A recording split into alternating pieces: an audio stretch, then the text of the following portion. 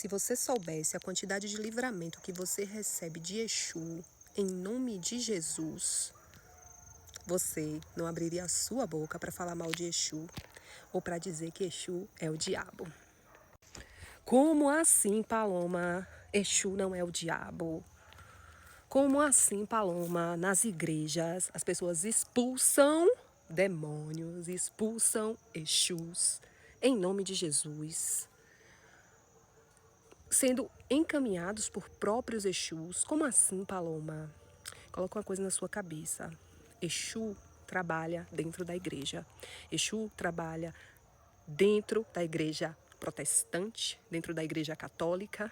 Exu trabalha no ashram, Exu trabalha no terreiro, Exu trabalha dentro do terreiro de candomblé, dentro da casa de umbanda, dentro do centro espírita. Exu trabalha dentro da minha casa, Exu trabalha dentro da sua casa, Exu trabalha. Exu tem livre e total acesso a toda e qualquer realidade e faixa vibratória. Toda e qualquer realidade, tempo, espaço, o que você imaginar, meu amor, Exu transita livremente, tá? E é aqui que eu quero abrir os seus olhos para você parar de loucura, tá? Porque você foi ensinada, muito provavelmente, se você não é de terreiro, se você não é de axé, se você, como eu, nasceu, cresceu, se criou dentro de uma religião dita cristã, você foi ensinada que Exu era o diabo e que tudo que diz respeito a Exu diz respeito ao demônio. Mas não é bem assim. Fica aqui comigo que eu vou te explicar por que que não é, tá? E olha que eu vou te explicar, não é porque me contaram, não. Eu vou te explicar porque eu vivi. Eu tive que, tomar no várias vezes. Eu tive que apanhar muito. Eu tive que ser revirada pelo avesso até descobrir que, mesmo sem saber, eu tinha proteção de Exu.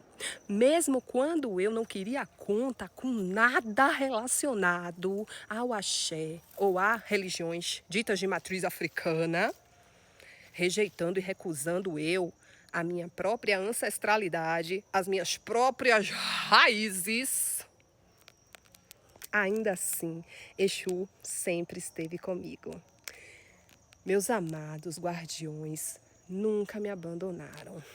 E aí, quando eu resolvi acordar do meu sono profundo, quando eu consegui, gente, despertar pela primeira vez, que finalmente eu consegui acessar esse campo, essa energia, sem ter preconceito, sem tanto julgamento, que eu disse assim, olha, eu vou pegar o meu preconceito, que é muito, vou colocar aqui do lado, aí eu vou pegar o meu julgamento, que também é um montão, e vou colocar aqui desse lado, e eu vou começar a estudar esse rolê, porque é isso, né? Se eu não estudar, se eu não conhecer, se eu não pesquisar, se eu não parar pra rezar. Gente, vocês acreditam que eu rezava para São Miguel Arcanjo, que eu rezava para Jesus?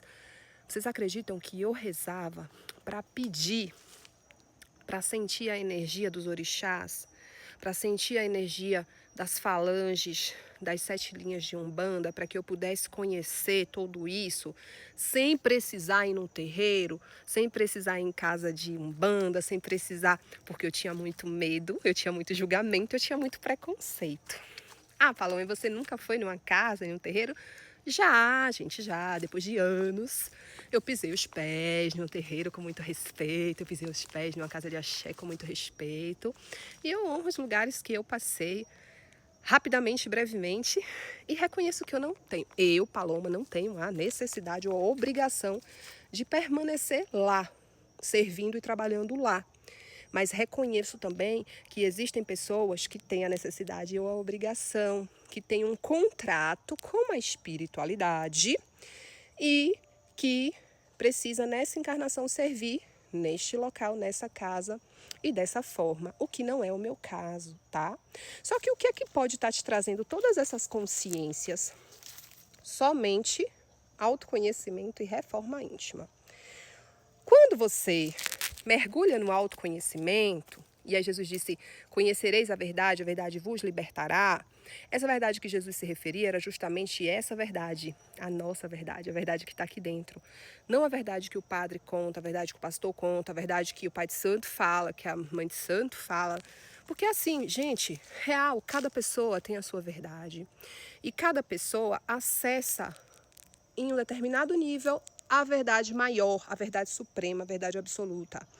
Mas não existe ninguém aqui encarnado, sob o véu da limitação, sob o véu de Maia, que consiga deter toda uma verdade absoluta. A verdade, verdade, verdade maior. A lei da verdade. Essa lei, meu amor, se ela te acolhe, se ela te abraça, ela te esmaga. Você não fica nem vivo para contar a história. Então, para a gente não bugar o HD, porque o HD não aguenta, o processador aqui, ó, o hardware, não é compatível, a fonte criadora que tudo é, solta micropartículas de verdades e a gente tem acesso a essas mini verdades e vai construindo a nossa verdade. Só que o autoconhecimento, ele te leva para as profundezas do seu ser e você consegue acessar verdades que você já acessou no passado, das quais você não se lembra agora. E aí onde a brincadeira começa a ficar gostosa, porque você vai começando a se lembrar de quem você é realmente, da tua conexão com a fonte, da tua espiritualidade, raiz mesmo, sabe, gente? Aquela espiritualidade que é só tua, que ninguém te tira. E foi aí, praticando muito autoconhecimento, estudando muito, fazendo muitas meditações, porque sem meditação você não vai para lugar nenhum, meu amor.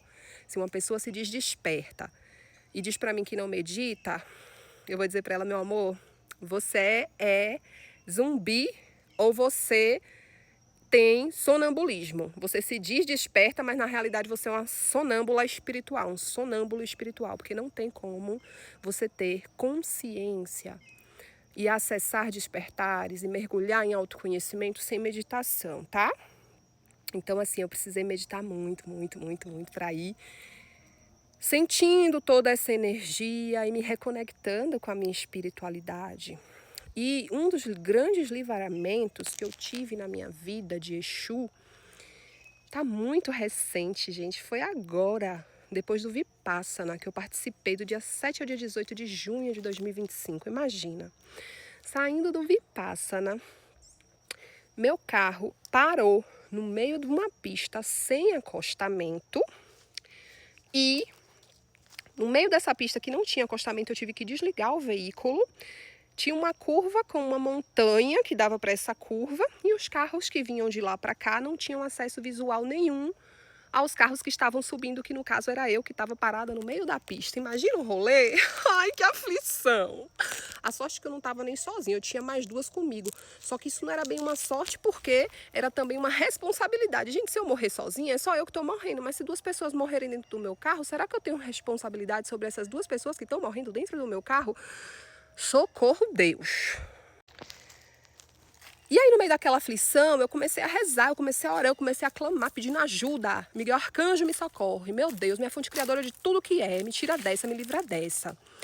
E nesse momento, a Amadinha que estava sentada do meu lado, a quem eu estava dando carona e que eu mal conhecia, ela começou a saudar seu tranca-rua, meu amor. Ela começou a cantar para seu tranca-rua e a de trás começou a acompanhar a música e daqui a pouco eu estava cantando para seu tranca-rua também. Olha só, eu tô toda arrepiada para provar que essa história não é falsa, não é fake, gente, isso é real.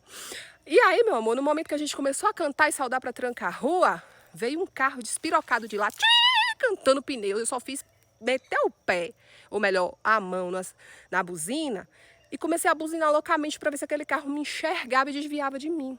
Mas o carro passou por mim a um trisco e ele ia bater. Se seu tranca-rua não tivesse desligado o veículo e me deixado paradinha ali esperando, ele disse, Paloma, fica aqui, não vai não. Evitar um choque lá na frente. Sabe como é? Sabe o que é proteção, meu amor? Proteção é isso.